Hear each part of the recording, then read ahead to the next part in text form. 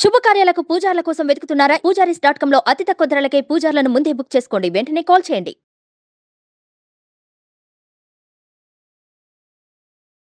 నమస్తే అమ్మా. నమస్తే. మార్గశిర పౌర్ణమి రాబోతోంది. అవునమ్మా. మార్గశిర పౌర్ణమిలో పాటించవలసిన నియమాలు, లభించే ఫలితాలు ఒకసారి తెలుసుకుందాం.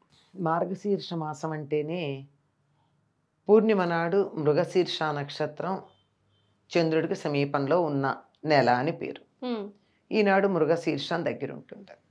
మృగశీర్షం అంటే మృగము అన్న దానికి కూడా మార్గము అనే అర్థంలోనే దారి చూపించటానికి ముందు ఉండేది అని అర్థం. ఇప్పుడు మనం చోటకి వెళ్ళాలి, ఫలానా చోటికి. ఆ ఫలానా చోటికి వెళ్ళాలంటే దారి ఎంతసేపు అలా ముందుకు వెడుతూ వెడుతూ ఉండేది. ఆ చిట్ట చివరి ఉండేటటువంటిది దారి యొక్క చివరి భాగం. అది అలా మనం వెడుతున్న కొద్దీ ముందుకు సాగుతూ మన లక్ష్యం వైపుకి తీసుకెడుతుంది. మనం ఎక్కడికి వెళ్ళాలో అక్కడికి తీసుకెడుతుంది. దానికి అత్యధికమైనటువంటి ఆసక్తి ఉన్న రోజు పూర్ణిమ. అప్పటిదాకా పెంచుకుంటూ వచ్చింది పౌర్ణమికి. పూర్ణిమ నుండి కొద్ది కొద్దిగా తరుగుతూ తరుగుతూ వెడుతుంది. పూర్ణిమ నాడు మాత్రం ఈ మార్గశీర్ష నక్షత్రం యొక్క ప్రభావం పరిపూర్ణంగా ఉంటుంది. అంటే దాని ప్రభావంలో ఉన్న చంద్రుడి యొక్క ప్రభావం మన మీద ఉంటుంది. అంటే మన లక్ష్యం వైపుకు వెళ్ళడానికి సహకరించేది అని. ఈనాడు కార్తీక మాసంతో పాటు ఈ మాసంలో కూడా కృష్ణుడు చక్కగా రాసలీల చేశాడని కొన్ని పురాణాలు చెప్తాయి. ఓకే. అంటే వెన్నెలలు చాలా అందంగా ఉండేటటువంటి రోజు. అటు కార్తీక మాసంలో ఎంత అందంగా ఉంటుందో ఇలా మార్గశిర మాసంలోకి వచ్చేటప్పటికి కూడా వెన్నెల్లో అటువంటి సౌందర్యం మనకి కనపడుతూనే ఉంటుంది. త్వరగా చీకటి పడుతుంది. సూర్యోదయం మామూలుగానే అవుతుంది, మరీ అంత త్వరగాను ఆలస్యంగాను కాకుండా ఇట్లా ఉండేది. దీనికి దత్త జయంతి అనేటటువంటి పేరు కూడా ఉంది. దీన్ని ఏదో కోరల పున్నమ అని కూడా అంటారట కొంతమంది. కోరల పున్నమ అంటే కోరలాదేవి అని ఒక అమ్మవారు ఉందట, యముడి యొక్క సోదరట, ఆవిడ యొక్క అనుగ్రహం పొందడానికి అని ఒక ఇది కట్టు కథగానే చెప్తారు. అందులో వాస్తవం ఎంత ఉందా? చాలా ప్రాంతాల్లో కోరల పున్నమి చేస్తారు. కూర అంటే పానపాత్ర, తాగేటటువంటిది. ఇప్పుడు మనం గ్లాసు అంటున్నాం, గ్లాసు ఇంగ్లీష్ పదం కదా, టంబ్లర్ అన్న ఇంగ్లీష్ పదమే కదా. దీనికి మరి పానపాత్ర పానపాత్ర అంటే సంస్కృతం కదా, దానికి తెలుగు పదం ఏంటంటే కూర. కూర కోరము కాదు, కూర. ఆపుగోర అన్న పదం మీరు ఎప్పుడన్నా విన్నారో లేదో? అంటే మన గ్లాస్ లాగా కాకుండా ఇలా ఉంటుంది, చెంబులాగా ఉండేది కాకుండా కొంచెం డిఫరెంట్ షేప్లో ఉంటుంది. కూజాలా, చిన్న కూజాలాగా ఉంటుంది. ఇలా ఉండి ఇలా. ఓకే. అంటే ఇక్కడ మధ్య కంఠం దగ్గర పట్టుకోవడానికి వీలుగా ఉన్న గ్లాస్ లాగా, దాన్ని ఆపుగోర అనే పదం వాడతారు. ఆపస్ అంటే నీరు కదా, నీరు తాగేటటువంటి పాత్ర, నీటి పాత్ర. ఇది కూర అంటే అర్థం. అంటే కూరలతో ఈ వెన్నెలని అన్నింటినీ ఆస్వాదించేటటువంటి కాలం అని అర్థం. అంటే కావాలంటే మనం చారలతో కానీ కూరలతో కానీ వెన్నెలను తీసుకోవచ్చు. చారలు అంటే చేత్తో ఇట్లా చారుడు అంటాం. లేదు అంత మామూలుగా అంతే కాదు, కూరలతో కూడా తీసుకోవచ్చు వెన్నెలను ఆస్వాదించి అని చెప్పడానికి దీన్ని కోరల పున్నమి అంటారు. కొంతమంది వ్యాఖ్యానం చేశారు, కానీ ఎక్కువగా దీన్ని అంతగా పాటించే వాళ్ళు ఏమి లేరు. దీన్ని దత్త జయంతిగా చెప్తారు. దత్తాత్రేయుడు అవతరించినటువంటి రోజు ఇది. దత్తాత్రేయుడు అంటే త్రిమూర్తుల యొక్క సమైక్య స్వరూపం.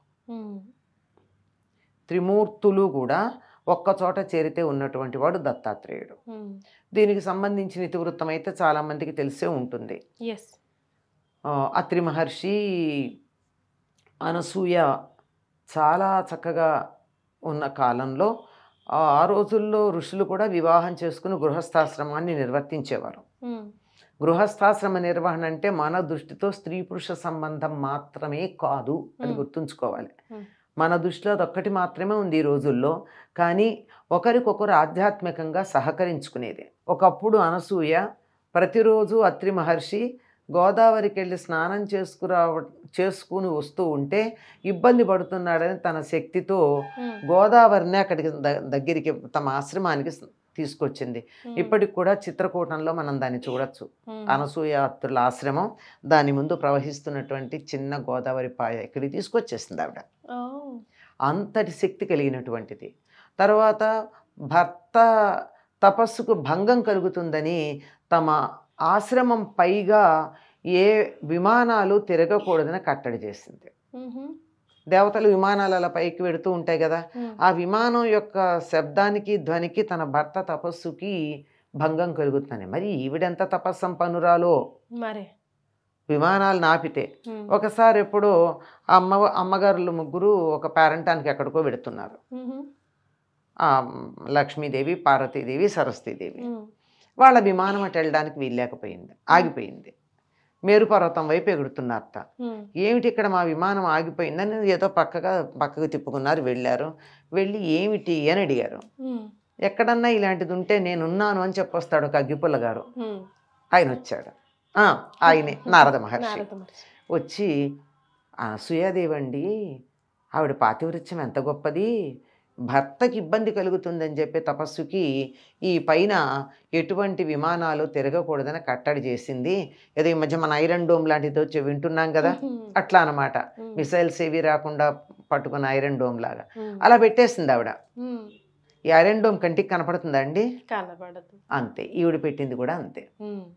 అయితే వాళ్ళకి వెంటనే అనుమానం వచ్చింది, ఇంత గొప్ప పతివ్రత ఆవిడ పాతివ్రత్యం సంగతి చూడండి అని భర్తల్ని చెప్పారు ముగ్గురు.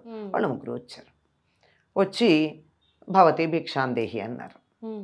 మరి భిక్ష ఇవ్వాలి కదా, మరి ఏషధర్మ సనాతన అని ఇంటికి ఎవరైనా అతిథి వస్తే అతిథి మర్యాదలు చేయడం సనాతన ధర్మం. శత్రువు వచ్చినా అతిథి మర్యాద చేయాలి. అందులో అమ్మ అన్నం పెట్టు అని అడిగాక పెట్టకుండా ఎవరు ఉండరు, అందులో ఏ స్త్రీమూర్తి అసలు ఉండలేదు. సరేనని చెప్పి రమ్మంది. నా భర్త వస్తాడు ఆగమంటే మేము ఆగలేము, యాత్రికులు, మాకు తొందర ఉంది, మేము వెళ్ళిపోవాలి. సరే అయితే కూర్చోండి అని వడ్డించింది. వడ్డించిన తర్వాత అవపోసన పట్టట్లా వాళ్ళు. అవపోసన ఇవిడు పోయాలి కదా ఇంటికి వచ్చిన వాళ్ళకి. మేము అవపోసన స్వీకరించమన్నారు. ఏమంటే దానికి మాకు వివస్త్రగా ఉండి నువ్వు చేస్తే తప్ప వస్త్రాలు ఉన్నటువంటి స్త్రీ చేత్తో మేము తీసుకోమన్నారు. ఇప్పుడు ఆవిడ ధర్మ సంకటం. విస్తట్లో వడ్డించాక తినకుండా వెళ్ళిపోతే అది చాలా చాలా అపరాధం. ఆ అపరాధం తన వంశాన్ని నాశనం చేస్తుంది.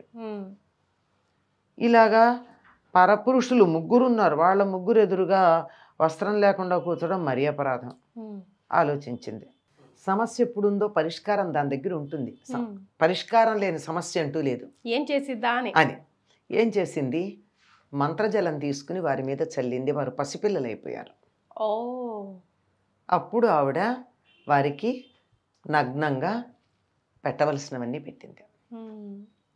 అయిన తర్వాత మళ్ళీ నీళ్లు చల్లింది. మామూలుగా తాగి భోజనం చేశారు. అయ్యాక మళ్ళీ ఉపవాసన పోయాలి కదా, ఉత్తరాపోసన.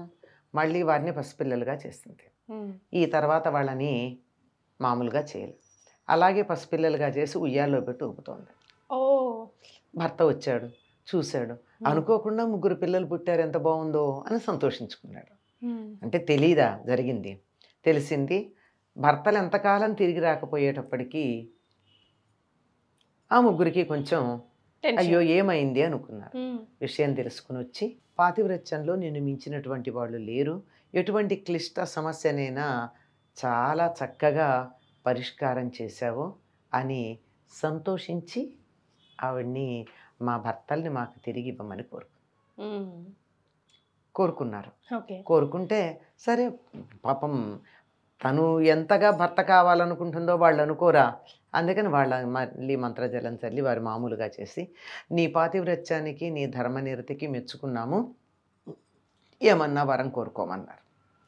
కోరుకోమంటే మిమ్మల్ని అలా చంటి పిల్లల్లాగా ఉయ్యాల్లో వేస్తే నాకు ఎంత ఆనందంగా ఉందో అలా మీరు నాకు పిల్లల్లాగా కావాలి అని అడిగింది. అందుకని వాళ్ళ అంశలతో ముగ్గురు కుమారులు జన్మించారు ఆవిడకి. బ్రహ్మగారి అంశతో చంద్రుడు, రుద్రుడు అంశతో దుర్వాసుడు, విష్ణు వంశతో దత్తుడు జన్మించారు. తర్వాత ముగ్గురు కలిసి ఒకే రూపంగా మారిపోయారు. ఆయన్ని దత్తాత్రేయుడు అన్నారు. అత్రి మహర్షికి తనని తాను దత్తుడైపోయాడు. త్రిమూర్తులు ముగ్గురు కూడా అత్రి మహర్షికి దత్తమైపోయారు, ఇవ్వబడిపోయారు. దత్తం అంటే ఇవ్వడమే కదా, అలా ఇవ్వబడ్డారు. అందుకని ఇది మార్గశిర పూర్ణిమ నాడు జరిగింది గనక దీన్ని దత్త జయంతిగా భావిస్తాము. ఈయనకి దత్తాత్రేయుడికి 3 తలలు 6 చేతులు ఉంటాయి. ఎందుకంటే ముగ్గురి యొక్క లక్షణం అందులోనే ఉంది కదా, మరి త్రిమూర్తుల యొక్క ఏకరూపం. దత్తాత్రేయుడిని ఆరాధించినట్టయితే త్రిమూర్తుల్ని ఆరాధించినట్టే. ఈయన మొట్టమొదటి గురుస్థానంలో ఉన్నవాడుగా చెప్పబడుతూ ఉంటారు. ఈ దత్తాత్రేయుడు యొక్క అవతారం పరిసమాప్తి లేదు, ఇప్పటికి కూడా ఉంది. ఈయన తలుచుకున్నట్టయితే స్మరణ మాత్రం చేత భక్తులను అనుగ్రహించడానికి వారి దగ్గరికి రావడానికి ఎల్లప్పుడూ సంసిద్ధంగా ఉంటాడట.